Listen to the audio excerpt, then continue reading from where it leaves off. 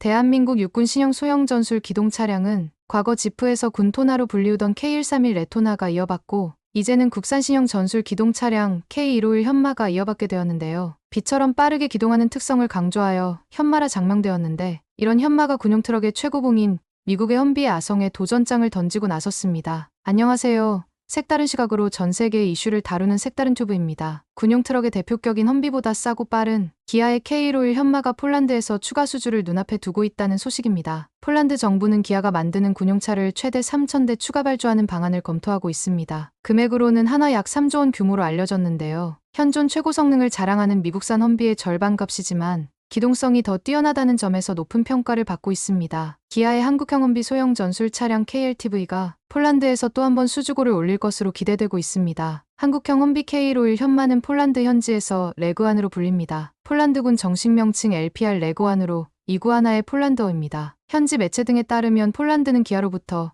레그완 기술을 이전받기로 했다고 전해지고 있는데요. 기아는 현재 공장을 짓고 레그완 최대 3,000대를 생산할 것으로 알려졌습니다. 추가 발주 금액은 지난 계약을 기준으로 단순 계산할 경우 3조 원에 달합니다. 기아는 폴란드 국영 방산업체 PGG와 지난해 총 4천억 원 규모 레그완 400대 공급 계약을 체결했습니다. 추가 발주의 속도를 내는 배경에는 레그완의 가격 대비 성능 즉 가성비에 있습니다. 폴란드는 지난달 레그완 400대에 대한 초도 물량을 수령했는데 현존 최고 성능 미국 험비의 절반 가격에 최고 시속과 최대 출력이 월등하다는 것에 만족하고 있다는 것이 업계 관계자의 설명입니다. 레그완은 미국의 험비보다 시속 20km 빠르며 출력은 35마력이나 높습니다. 파베우 베이다 폴란드 국방차관은 지난달 초도 물량 수령 직후 기아 광주 공장을 방문해 제조 공정을 확인한 뒤 추가 도입을 논의했습니다. 기아는 올해를 원년으로 글로벌 군용차 시장에 본격 진출한다고 밝혔는데요. 송호성 기아 사장은 올해 초 열린 세계 최대 IT 박람회 CES 2024에서 기아는 군용차에 득도한 회사라며 경기도 화성에 연산 15만 대 전용 공장을 신설하겠다고 밝혔습니다. 이렇게 K방사는 합리적인 가격과 우수한 성능으로 세계 시장에 진출하여 괄목할 만한 성과를 이루고 있는데요. 국내 방산업계의 가성비 좋은 합리적인 무기 시스템이 그동안 변방으로 여겨지던 동남아시아, 라틴 아메리카, 아프리카 등으로 수출이 증가하고 있는 추세입니다. 남미에서는 칠레 해병대가 기아의 소형 전술 차량을 지난 2022년 12월에 도입하여 배치 운용하고 있고 국방 예산이 적은 동남아시아와 아프리카에서 러시아제를 대체해서 부산 소형 전술 차량 주문이 늘어나면서 탁월한 야전 성능, 편의성을 바탕으로 방산 강국 무기들과 어깨를 나란히 하고 있습니다. 이렇듯 기아는 동남아시아와 아프리카, 남미 등의 소형 전술 차량 수출을 확대하고 있는 중인데요. 수출용 소형 전술 차량의 대당 가격은 약 2억 원으로 국내 판매용보다 약 5천만 원이나 비싸다고 합니다. 하지만 미군용 험비보다 저렴하고 야전 성능과 편의성 및 방탄 성능으로 수요가 잇따르는 것으로 분석되고 있습니다. 이러한 소형 전술 차량에는 225마력의 유로5급 디젤 엔진이 장착되어 있고 방수용 스타터와 발전기가 있어 760mm 수심의 하천을 건널 수 있고 대용량의 오일팬을 부착해 32도 각도의 오르막길과 내리막길을 너끈하게 운행할 수 있는데요. 동남아는 우크라이나 침공 전까지 주로 러시아제 차량을 사용하고 있던 실정이었지만 우크라이나 침공 후 동남아 주요국들은 러시아산 무기를 구매할 경우 국제적 제재와 더불어 성능 문제까지 대두되면서 한국산 소형 전술 차량 구매로 이어지고 있는 이유입니다. 현마에는 M60 기관총, K16 기관총, K4 고속 유탄 기관총, M2 브라우닝 중기관총, K6 중기관총 등을 설치할 수 있는 데다 결정적으로 대한민국이 자랑하는 대전차 미사일 현궁을 탑재할 수도 있습니다. 차거리가 3km에 달하는 현궁은 최대 800mm의 전차 장갑을 관통할 수 있을 정도로 위력적인데요. 이 정도면 중국의 최신 개량형 99A식 주력 전차를 제외한 모든 전차를 파괴할 수 있는 어마무시한 파괴력을 지니고 있습니다. 이는 보병분대 단위에서도 대전차전 수행이 가능해지는 것이고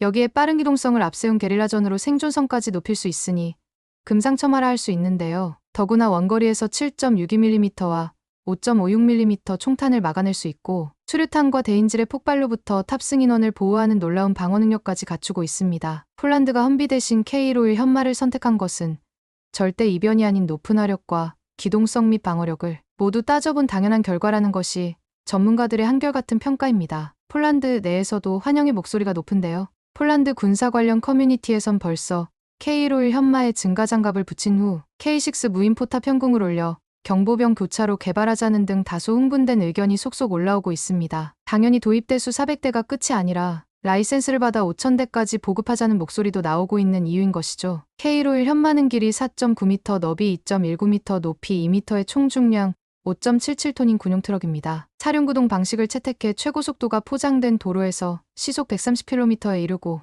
병력은 최대 8명이 탑승할 수 있으며 이 LTV 차량은 기본 철판도 어느 정도 방탄이 된다고 하는데요. 방탄 사양은 복합 소재를 적용해서 더 높은 방호력을 제공함은 물론 비방탄 차량도 기본 방호력은 가진다는 뜻입니다. 차량의 보닛은 FRP 소재를 사용하여 제작된 것은 쉽게 보닛을 들어올리기 위해서라고 하는데요. 일반적으로 2명이 보닛을 드는 모습을 보면 그래도 무게는 적지 않은 듯합니다. 또 추가적으로 보닛이 방탄되는 버전도 공개되었습니다. 조향 방식은 볼 앤 너트 방식을 사용하였는데요. 기아 차량 중 파워 스티어링을 사용하는 차량은 봉고, 모하비 카니발, 그랜버드 정도로 알려져 있는데 이 중에서 봉고 모하비 카니발은 렉 앤 피니언 방식의 파워 스티어링 조향 장치를 사용한다고 하네요. 그랜버드는 볼 앤 너트 방식의 파워 스티어링을 사용합니다. 보통 볼 앤 너트 방식은 무거운 하중의 차량에 적용되는데요. LTV 차량이 모하비의 부품을 단순 활용하지는 않았다는 것을 알 수 있습니다. 조향 방식뿐만 아니라 여러 가지 면에서 모하비와 다른 부분이 많은데 대표적으로 파워트레인 계통으로 험로주행 성능을 위해 인보드 브레이크가 적용되어 있으며 또한 군용차인 만큼 등화관제 등도 장착되어 있는 것이 특징입니다. 문에 위치한 구멍은 환풍 기능과 총항구 용도로 만들었다고 하며 창문을 열지 못하면 차 안에서 담배조차 피울 수 없다고 합니다. 기아의 승용차 K5 차량과 비슷하게 내비게이션이 운전자가 보기 쉽게 기울어져 있는데요. 전장품에 대해서 전부 차폐를 적용했다고 하며 배터리와 ECU 유닛은 차량 내부에 위치해 있는데요. 이는 도하시 방수 문제 해결과 외부 전파 간섭으로부터 보호하기 위해서라고 합니다. 그렇다면 오프로드를 즐기는 일반 소비자들을 위한 민수용으로 개발될 가능성이 있을까 하는 궁금증이 생기는데요. 기아 관계자의 말에 따르면 민수용으로 개조를 거쳐 판매될 수도 있다고 하는데요. 이는 단순하게 가능성은 존재하나 당장 이루어지기는 쉽지 않다는 뉘앙스입니다. 군용 차량으로 사용될 만큼 험지 운용 능력이 뛰어나 SUV로서 큰 메리트로 고객들에게 어필할 수 있다는 점과 그리고 민수용으로 개수된 험비가 허머 H1이라는 이름으로 판매되어 어느 정도 성과를 낸 선례도 있기 때문에 차후 이 차량의 민수용이 판매될 가능성은 존재한다고 할 수 있습니다. 게다가 이미 K131과 K111이 기아 레토나와 아시아 록스타라는 이름을 달고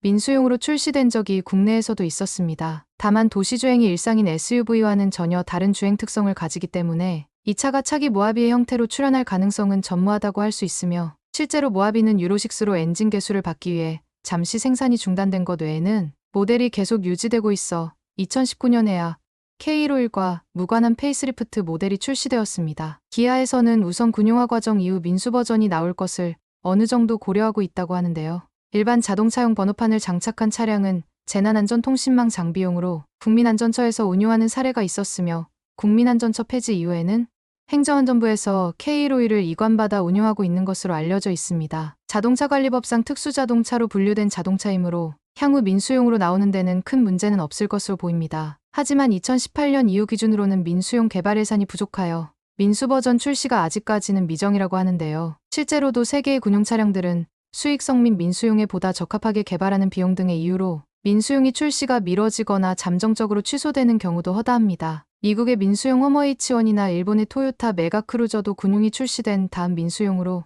바로 뚝딱 내놓지 않고 어느 정도 개발 과정을 거쳐 출시되었다고 합니다. 민수용으로 출시되려면 우선 해당 전술 차량은 비방탄 사양이라도 기본 차체 구조가 방탄 기능이 있기 때문에 5톤이 넘는데요. 그렇기 때문에 차량의 무게를 경량화하는 것이 가장 우선일 것이고 또한 편의사항 배치와 에어백을 비롯한 주행안전 장치를 장착하기 위해 하네스 구성 및 위치 변경은 물론 고정 벽 및 기타 충돌 테스트 등을 고려해야 할 것입니다. 즉 현행 품질 기준과 안전 기준 통과를 위해 대대적인 재개발 과정은 반드시 거쳐야 하기에 만약 일반 민수용으로는 나오더라도 군용이 나오고 나서 곧바로 나오기는 힘들 것입니다. 이러한 국내 기업의 기술로 만들어진 현마를 미국의 험비를 보고 베꼈다고 비판하는 여론이 국내에서도 꽤 나온 적이 있는데요. 물론 이는 말도 안 되는 소리라고 합니다. 현마를 무조건 험비의 카피품이라고 볼 수 없는 이유는 압도적인 수준의 성능과 경제성 때문인데요. 우선 기동성 측면에서 현마는 포장도로 기준 최고 시속 130km에 육박하고 동일 조건에서 시속 105km를 내는 험비에 비해 운용폭이 더 넓은 것은 물론 항속거리 역시 600km를 넘기는 현마에 비해 험비는 85% 수준이고 수심 1m의 하차는 가볍게 자력 도하가 가능한 도성 능력은 어떤 상황에서건 보병과 물자를 실어 나를 수 있는 전술운용 차량의 설계와 부합되고 있죠. 추가로 현마는 최대 46cm의 수직 장애물과 76cm 깊이의 참호도 통과할 수 있으며 40에서 60%의 전면 경사를 주파할 수 있도록 설계되었습니다. 대한민국의 험악한 지형에 맞춘 최적의 설계인데요. 런플랫 타이어까지 추가되어 충격이나 총격 등으로 타이어가 파손되어도 시속 80km 이상으로 최대 100km까지 주행할 수 있습니다. 또한 엔진 시동을 알고리즘부터 특수 설계되어 언제 어디서든 일발 시동이 가능한데요. 심지어 영하 32도의 극한 환경에서도 정상적으로 가동할 수 있습니다. 이처럼 기본 성능이 워낙 출중하다 보니 대한민국의 K151 현마는 험비 업그레이드 버전으로 명성이 자자했습니다. 오히려 이번 폴란드 계약건으로 뒤늦게 언론의 조명을 받았을 뿐 현마는 오래전부터 대한민국 방위산업의 효자 상품이었죠. 실제로 실전 배치가 확인된 것만 나이지리아, 말리, 투르크메니스탄, 칠레 등이 현마를 운용 중이며 그 수요는 계속 확대될 것으로 보입니다. 사실 험비를 그대로 수입해서 쓰는 경우를 제외하더라도 전 세계의 험비와 유사한 디자인을 가진 군용 차량이 10수 정도 더 된다고 합니다. 해당 항목을 보면 알겠지만 일본에서도 고기동차 하야테라는 험비 유사 차종이 있고 튀르키의 오토카르 코브라, 브라질의 아그라레 마루아, 러시아도 유사한 전술 차량인 GH 티그르를 제식 배치하였으며 이탈리아에서도 유사한 전술 차량으로 200호 LMV를 제작하였습니다. 즉 세계적으로 군사력이나 군수 생산 능력이 어느 정도 되는 나라들은 다들 외형적으로 험비와 비슷한 전술 차량을 보유하고 있는 것입니다. 목적에 맞추어 만들다 보면 동일하거나 비슷한 형태를 취하게 되는 경우가 흔하기 때문에 단순히 생긴 것이 험비와 비슷하다고 비판한다는 것은 근거가 없는 것이라고 기아에서는 설명하고 있는데요. 단순하게 비유하면 K2 소총이 M16처럼 탄창이 있고 개머리판이 있어 닮았다고 비판하는 것과 같다고 합니다. 초기 디자인 결정의 과정에서의 절차는 군수용품이라기보다는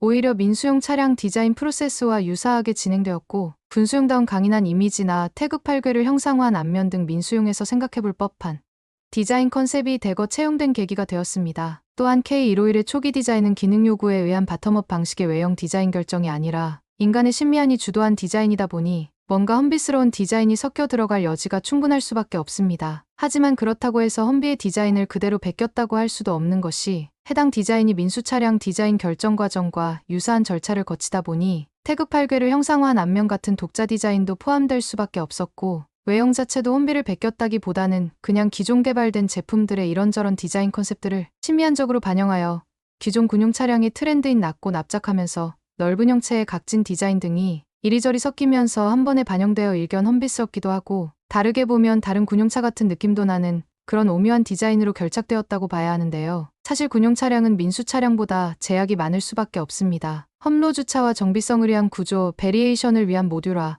심미적 요소보다 실용성과 경제성 등 민수용과는 디자인 우선순위가 전혀 다릅니다. 예를 들어 앞뒤 문짝이 똑같은 것은 부품 보급과 방탄 혹은 비방탄 사양 문짝의 손쉬운 교체를 위한 것으로 굳이 험비를 베낀 것이 아니라 전면부도 피탄 면적을 줄이되 윈치 등화관제 등 언더가드 등을 달기 위해서는 디자인에 제약이 생길 수밖에 없는 것입니다. 루프에 기관총을 달 수 있게 하는 등 동맹군인 미군과의 장비 완성 또한 염두에 두어야 하기 때문에 이러한 논란은 오해라고 할 수 있습니다. 물론 외관뿐만 아니라 내부 모습까지 베낀 것이 아니냐는 의혹을 제기할 수도 있겠지만 이 부분은 간단히 부정될 수 있는데요. 위에 언급된 것처럼 K151의 동력 계통은 현대의 상용 후륜 구동 디젤 플랫폼에 기반한 것으로 현대자동차의 후륜 8단 변속기 사륜 구동 계통 디젤 S엔진입니다. 기술적으로 험비의 등장 이후로 30년의 시간 간격을 가진 최신 기수의 플랫폼입니다. 즉 포니원 시절의 기술과 YF 소나타와의 기술 수준을 비교하는 것으로 단순 비교가 어려운 입장입니다. 당장 엔진만 봐도 배기량은 험비의 절반 수준인데 마력은 오히려 225대 150으로 75마력이 더 높고 물론 험지 주파성을 목표로 새로 개발된 차량이기 때문에 군용 차량에 필요한 주행 특성 즉 등판력 횡기울기, 하부 높이 등을 확보하기 위해 서스펜션 방식, 바퀴 앞뒤가 짜리몽땅해 보이는 모양새 등 기존의 모범 답안들을 차용할 수는 있겠지만 그렇다고 해서 그 모범 답안들을 실제 구현하기 위해 적용된 기술 수준은 현격한 차이를 보일 수밖에 없습니다. 결론은 비슷한 일을 하는 차량에다 험비의 영향을 받다 보니 비슷하게 생길 수밖에 없다는 것입니다. 다른 나라들의 소형 전술 차량을 찾아보면 알 수 있을 것입니다. 납작해 보이는 차체, 면적이 작은 직사각형 앞 유리, 앞으로 길게 튀어나와 있는 엔진룸 등 디자인이 거의 대동소이합니다. 낮은 차체와 넓은 차폭은 오프로드 차량의 특징이고 험지에서 굴릴 것이 예상되는 다른 소형 전술 차량도 험비의 영향을 받았든 안 받았든 상관없이 특별한 사정이 있는 게 아닌 이상 그렇게 만들어질 수밖에 없는 것입니다. 그리고 무기 개발사에서 타국 무기 체계의 영향을 받아 새로운 무기가 만들어지는 사례는 아주 흔하게 일어날 수밖에 없는 것이며 어느 정도 감안해야 할 부분일 것입니다. 그동안 민수용 업체로 많이 알려진 기아차는 1973년 방위산업체로 선정되어 올해로 반세기가 더 지났습니다. 한국군의 표준 차량을 공급하는 군사 차량 전문 제조사이며 우리나라에서 두 번째이자 전 세계적으로 보아도 탑10에 드는 초거대 자동차 브랜드로 자리 잡았습니다. 이제는 대한민국이 글로벌 방산 시장에서도 영성이 자자한 국가가 되어가는 만큼 민수용뿐만 아니라 군수용 자동차 개발과 생산에 더욱 박차를 가하여 대한민국의 현마가 전 세계를 누비는 그날을 응원하며 현마편 영상을 마치겠습니다. 끝까지 시청해 주셔서 감사합니다. 영상이 도움이 되셨다면 좋아요, 다른 이야기도 궁금하시다면 구독을 부탁드리겠습니다.